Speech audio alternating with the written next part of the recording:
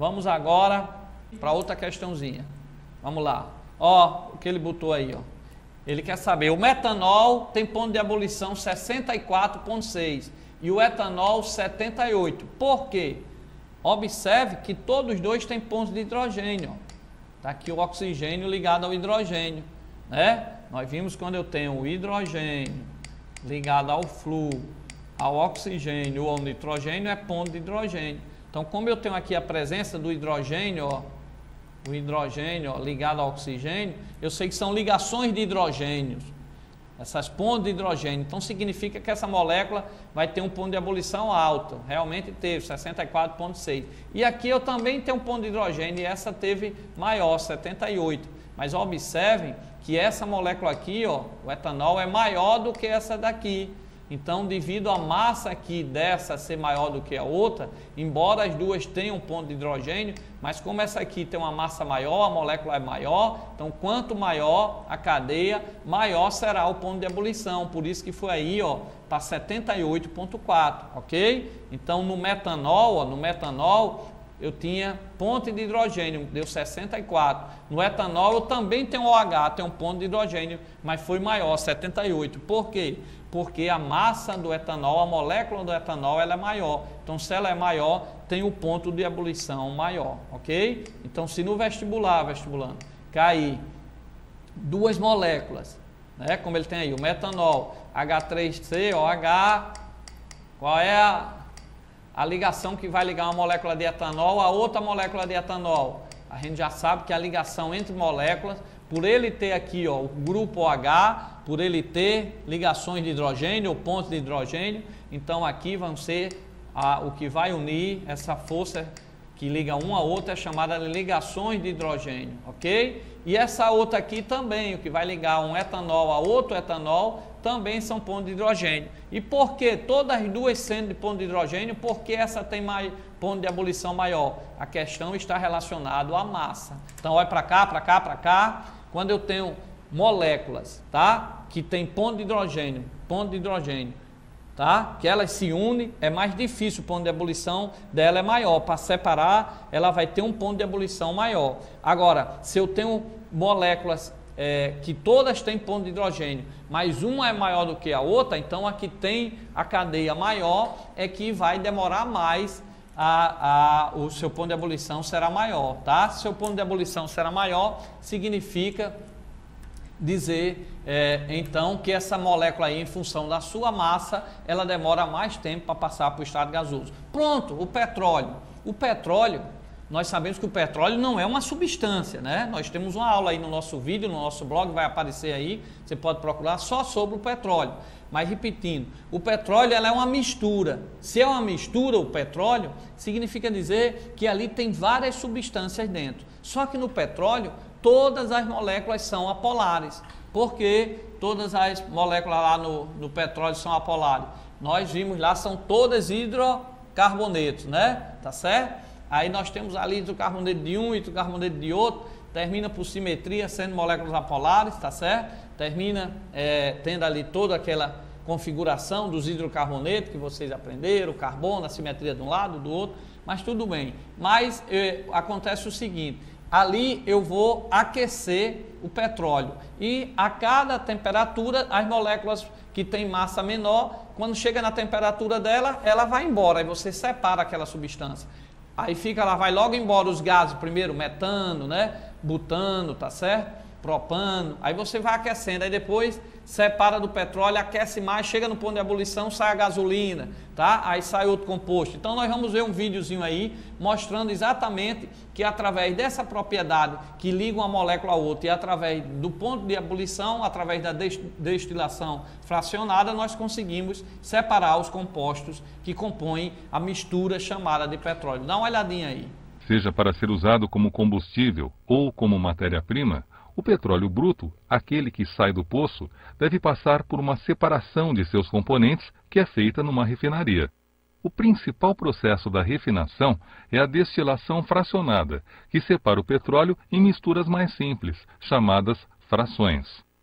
Nesse processo, o petróleo é aquecido em um forno a cerca de 600 graus Celsius, sendo vaporizado. O vapor produzido é enviado para a torre de fracionamento ou coluna de destilação, que é um tubo vertical formado por bandejas horizontais dispostas umas sobre as outras com temperaturas diferentes.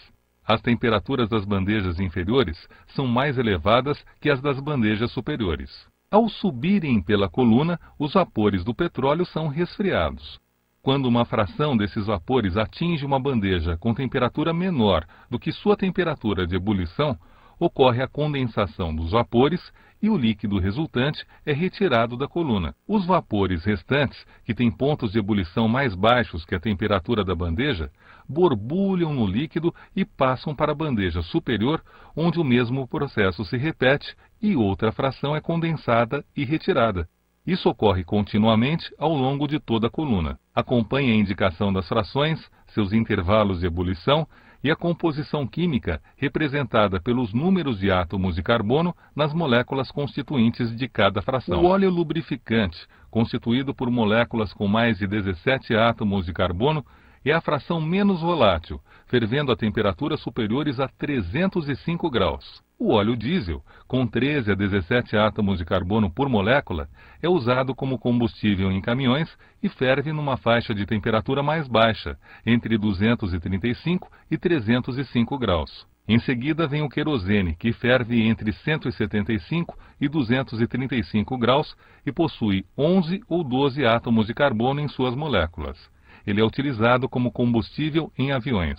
A gasolina, usada como combustível em automóveis, é constituída por moléculas que têm de 5 a 10 átomos de carbono e sua faixa de temperatura de ebulição está entre 40 e 175 graus. O gás, usado como combustível doméstico e industrial, é a fração mais volátil do petróleo, sendo constituído por moléculas que possuem de 1 a 4 átomos de carbono. O resíduo da destilação é usado para a fabricação de asfalto, que pavimenta ruas e estradas. Ele é constituído por moléculas com mais de 38 átomos de carbono e ferve a temperaturas superiores a 510 graus. Ok, vestibulando? Então, como vocês viram aí, cada substância lá tem seu ponto de ebulição. Então, à medida que o petróleo é aquecido, vai havendo aí a separação. Então, lembre-se que o petróleo é uma mistura de hidrocarboneto. Todas as moléculas lá são formadas de carbono e de hidrogênio, ok? Carbono e hidrogênio, ok? Beleza? Agora vamos fazer, falamos bem aí, né? Eu disse que o assunto era um pouco complicado, mas vamos fazer um exercício como vem no vestibular para fixar essa matéria para vocês, essa parte de força intramoleculares. Sabendo-se que a temperatura de ebulição de uma substância depende da intensidade das forças intermoleculares presentes, assinale a alternativa que corretamente apresenta as substâncias em ordem crescente de suas temperaturas. Ora, aí já está marcado. Toda molécula do tipo X2, ela é uma molécula apolar. Então, eu estou ligando uma molécula apolar a outra molécula polar. Essa força intermolecular recebe o nome de dipolo induzido. Se perguntar no vestibular, o que é que liga uma molécula de H2 a outra molécula de H2? A força dipolo induzido. O que é que liga uma molécula de nitrogênio a outra molécula de nitrogênio? A força chamado dipolo induzido. O que é que liga uma molécula de oxigênio a outra molécula de oxigênio? A força denominada de dipolo induzido, tá certo? Então, molécula X2 se fosse polar seria dipolo permanente. Como todas aqui são do tipo X2 e X2 sempre é uma molécula polar, então vai ser dipolo induzido, tá? Dipolo induzido. Se fosse do tipo polar, seria dipolo permanente. Então, aprendemos isso aí, você pode reler aí no livro, tá? E essa parte. Agora, lembre-se que o bromo é o que tem a maior massa. O hidrogênio, a massa é 1. Então, o H2 vai ter massa de 2, né? Porque é 1 vezes 2. Então, é o que tem menor massa, tem o menor ponto de ebulição.